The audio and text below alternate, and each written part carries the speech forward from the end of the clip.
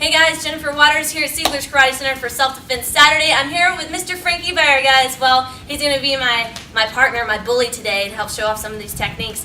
Had some questions before. What do you do in a situation when you're on the ground?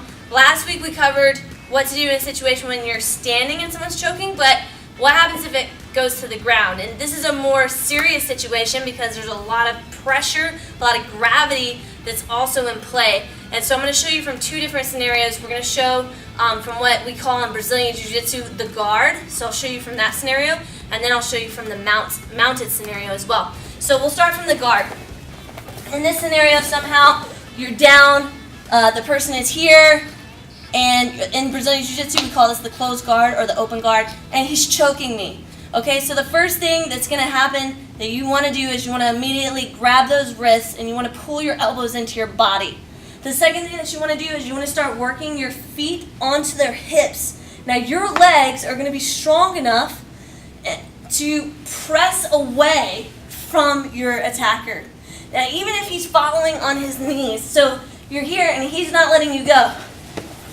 Using my legs and then using my shoulders to walk back, I can create space, which is what I want to slow this thing down. Now, once you've created that space by shoulder walking, see, all I'm doing is I'm just literally walking on my shoulders. Once I've created that space, then I can keep one foot on the hip and use my feet to smash either in the chest or the head. You don't always have to hit the head. What's the objective? The objective is to get them off and create space, because I do not want to stay on the ground. I want to get up. Okay, so the next part of this scenario is working your way up. Once you're here and you've moved back, putting the feet in the hips, you move back enough, you start striking. You want to pick a side. See how I just rolled to my side? I can still strike, my foot's in the hip, and then I've got to choose a moment in time to get this knee under me. So I'm striking, I get my feet here, get this knee under. Now we're on even ground.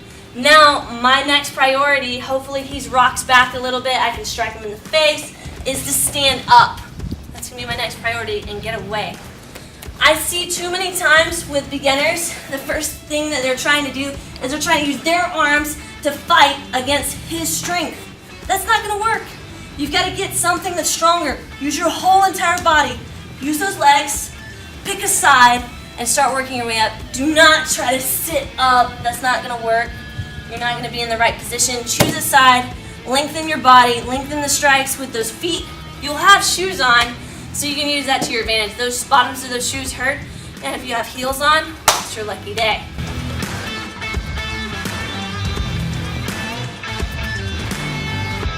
Now, let's go to the next scenario. Next scenario, we're in the mounted position. So this is the really worst case scenario. He's on top of you, you're completely on your back, you're being choked. But it's actually a pretty good, decent scenario for me to get out. I want to pull down and pin his hands, which is probably happening. You have moments to spare. There's not much that you can do from this position unless you get him off. So all I'm going to do is I'm going to take my foot, I'm going to hook his foot so he can't move his foot out. I'll lift my hips up like a bridge. Oh, that's applying a lot of pressure. And then I'm going to roll. The key to this is you have to lift your hips and roll. So I'm going to do this without him so you can see.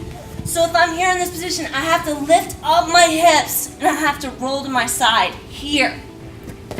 Okay? If you just try to turn your body, it won't work. Watch, he's on top. And he has the choke. And I try to roll. It's not working. I've got to get his hips up and I've got to get his head moving. The problem, though, that you're going to have is that in that instant, you're going to feel more pressure on your neck. So it's got to be a fast timing kind of thing.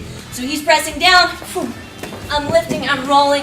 From this position, now it's about, does he know how to keep me here? Maybe he does, maybe he doesn't. I can handcuff his wrist here.